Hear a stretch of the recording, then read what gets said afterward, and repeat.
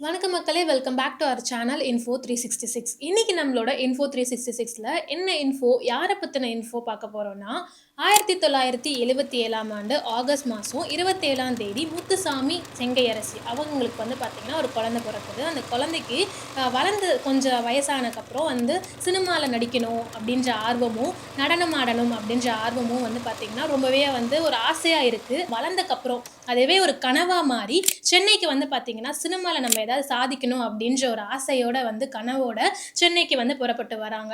அவங்களுக்கு பார்த்தீங்கன்னா சென்னைக்கு வந்தக்கப்புறம் தான் புரியுது, சினிமாவில் சாதிக்கிறது அப்படின்றது ரொம்பவே ஈஸியான ஒரு விஷயம் கிடையாது அப்படின்றது.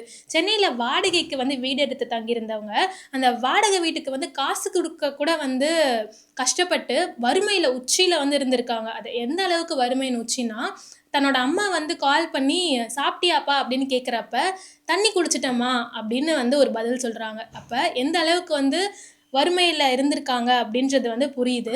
அதுக்கப்புறம் பார்த்தீங்கன்னா கண்டிப்பாக சர்வை பண்ணணும்னா காசு வேணும் அப்படின்றத ஃபீல் பண்ணி கிடைக்கிற வேலையெல்லாம் லாரி கிளீனர்லேருந்து பெயிண்டர்லேருந்து என்னென்ன சின்ன சின்ன வேலைகள் கிடைக்குதோ அது எல்லாத்தையுமே பண்ணிகிட்ருக்காங்க.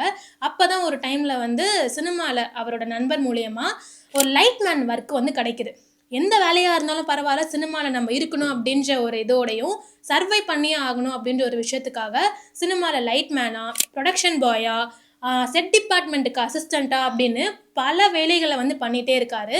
அவருக்கு பார்த்தீங்கன்னா அதுக்கப்புறம் அவரோட பல கஷ்டங்கள் அப்புறம் வறுமையின் இதில் இருந்து வெளிவரும்போது சில படங்களில் அட்மாஸ்பியர் ஆர்டிஸ்டா, ஜூனியர் ஆர்டிஸ்டா சில வாய்ப்புகள் கிடைக்குது. அதுக்கப்புறம் பார்த்தீங்கன்னா ஃபார் எக்ஸாம்பிள் சொல்லணும்னா காதலுக்கு மரியாதை, வின்னர், அதுக்கப்புறம் ரெட், இந்த மாதிரி படங்களில் சின்ன சின்ன ரோல், ஏதாவது ஸ்க்ரீனில் ஏதாவது ஒரு மூலையிலையாவது இருந்துட மாட்டோமா அப்படின்னு கிடைக்கிற வாய்ப்பெல்லாம் சின்ன ரோலாக இருந்தாலும் அப்படின்னு பல படங்களில் நடிச்சிருக்காரு.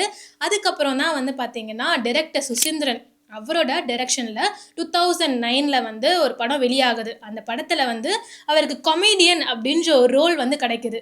இவ்வளோ கஷ்டங்கள் தாண்டி வரும்போது அந்த ஒரு வாய்ப்பு அப்படின்றது எந்த அளவுக்கு முக்கியம் அப்படின்றத உணர்ந்த அவர் அந்த படத்தில் ஒரு சீனுக்காக காலையில் இருந்து அந்த சீன் நைட் எடுக்கிற வரைக்கும் எதுவுமே சாப்பிடாம பார்த்தீங்கன்னா இருந்திருக்காரு. ஆனால் அந்த சீனை முடித்து அந்த படம் வெளியானக்கப்புறம் அந்த ஒரு சீனால் தான் அவரோட வாழ்க்கை அடுத்த கட்டத்துக்கு போக போகுது அப்படின்றது அவர் உணர்ந்திருக்காரு. அந்த சீன் என்னன்னா, பரோட்டா வெண்ணிலா கபடி குழு படத்தில் அந்த பரோட்டா சீன் அப்படின்றது நம்ம எல்லாருக்குமே தெரிஞ்ச ஒரு சீனாக இருக்கும். அதுலேயுமே பரோட்டா சூரி அப்படின்றவர் யார் அப்படின்னே அந்த ஒரு சீனுக்கு அப்புறம் தான் நம்ம எல்லாருக்குமே தெரிய வந்திருக்கும். அதுக்கப்புறம் தான் சூரி அப்படின்ற ஒருத்தர் பரோட்டா சூரியா மாறி எல்லாருக்குமே ஒரு பரிச்சயமான ஒரு முகமாக மாறுறாரு.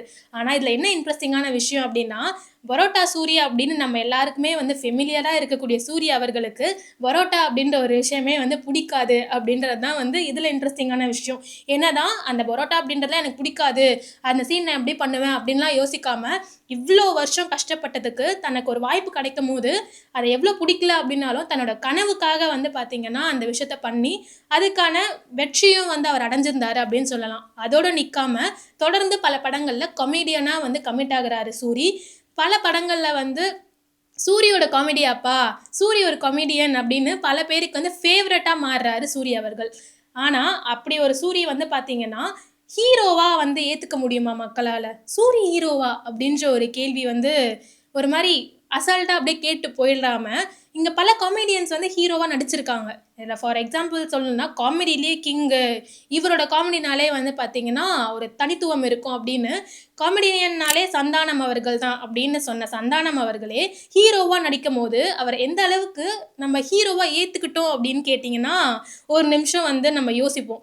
ஆனால் காமெடியன் சூர்யா இருந்தவரை ஹீரோ சூரிப்பா அப்படின்னு ஒவ்வொருத்தருமே மனசார ஏற்றுக்க வச்சிருக்காரு அப்படின்னு சொல்லலாம். தன்னோட உழைப்புனாலையும் ஹார்ட் ஒர்க்னாலையும் டெடிக்கேஷன்னாலையும் சூர்யா அவர்களை ஹீரோ சூர்யா மாற்றினதுக்கு மிக முக்கியமான காரணம் நம்ம டைரக்டர் வெற்றிமாறன் அப்படின்றது நம்ம எல்லாருக்குமே தெரியும். விடுதலை படத்தில் அவரோட நடிப்புக்கு எல்லாருமே இது காமெடியன் சூர்யாப்பா அப்படின்னு நம்ம எல்லாரையுமே ஆச்சரியப்பட வச்சிருப்பாரு அவரோட நடிப்புனால. அது மட்டும் இல்லாமல் ஒரு படத்தில் அந்த ஒரு வெற்றியை கொடுத்துட்டா போதும் அப்படின்னு இல்லாமல் தான் லீடாக நடித்த ஒவ்வொரு படங்கள்லையுமே விடுதலையாக இருக்கட்டும், கொட்டுக்காளி, கருடன், விடுதலை பார்ட் 2 அப்படின்னு எல்லா படங்கள்லையுமே கன்சிஸ்டண்ட்டாக ஹீரோ சூரிப்பா அப்படின்னு ஒரு வியப்பா ஒரு விஷயத்த வந்து பார்த்தீங்கன்னா, பல பேருக்கு இன்ஸ்பிரேஷனா வந்து மாறியிருக்காருன்னு சொல்லலாம் சூரி. ஆனா, இப்படிப்பட்ட ஒரு சூரி வந்து ஒரு காலகட்டத்தில புரொடக்ஷன் பாயாலாம் வேலை பார்த்திருக்காரு அப்படின்னு சொன்னேன் இல்லையா? அந்த காலகட்டத்தில KS. Ravikumar, director KS. Ravikumar அவர்களுக்கு பல சமயங்கள்ல வந்து பல ஷூட்டிங் ஸ்பாட்ல புரொடக்ஷன் பாயா இருக்கப்ப அவருக்கு வந்து சாப்பாடு பரிமாறியிருக்காரு. அப்படி இருந்த சூரி, இப்ப வந்து பார்த்தீங்கன்னா, அதே கே.எஸ். ரவிக்குமார் அவர்களோட ஒரு இன்டர்வியூல ரவுண்ட் டேபிள்ல வந்து பார்த்தீங்கன்னா, அதே கூட உட்காந்து பேசுற அளவுக்கு வளர்ந்திருக்காரு.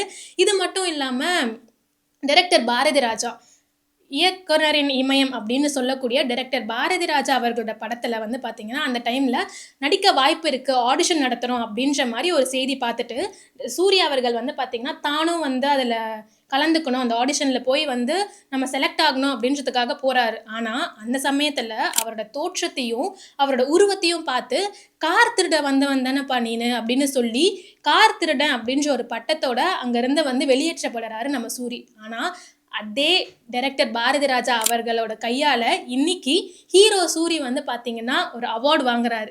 எந்த அளவுக்கு ஒரு டிரான்ஸ்ஃபர்மேஷன் அப்படின்றது, "இப்படி இருக்கணும்பா, எப்படி இருக்காரு பாருங்க. அதில தான்டா நான் எக்ஸ்பெக்ட்" அப்படின்ற மாரி ஒரு நெறைய பேருக்கு சினிமால வந்து சாதாரணமா இருக்கக்கூடிய ஒரு கனவோட வந்து வரக்கூடிய ஒவ்வொருத்தருக்குமே, இந்த சூர்யா அவர்களோட வாழ்க்கை அப்படின்றது ஒரு மிகப்பெரிய இன்ஸ்பிரேஷன். சூர்யா அவர் வந்து பார்த்தீங்கன்னா, ஒரு மிகப்பெரிய ரோல் மாடலா மாறியிருக்காரு அப்படின்னா, அது வந்து மிகையாகாது அப்படின்னு தான் சொல்லலாம். இன்னும் பல படங்கள்ல வந்து சூரி நம்ம எல்லாரையுமே வந்து வியக்க வச்சுட்டே இருப்பாரு அப்படின்றதுலயும் எந்த டவுட்டும் இல்ல.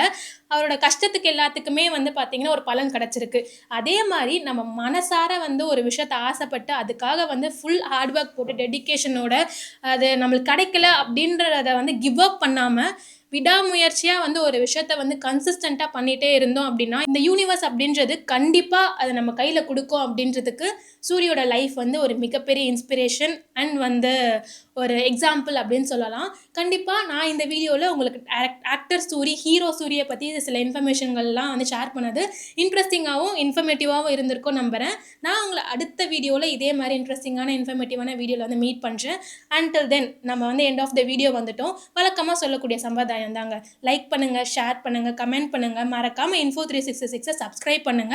நான் உங்கள அடுத்த வீடியோல வந்து மீட் பண்றேன். Until then is bye from Divya.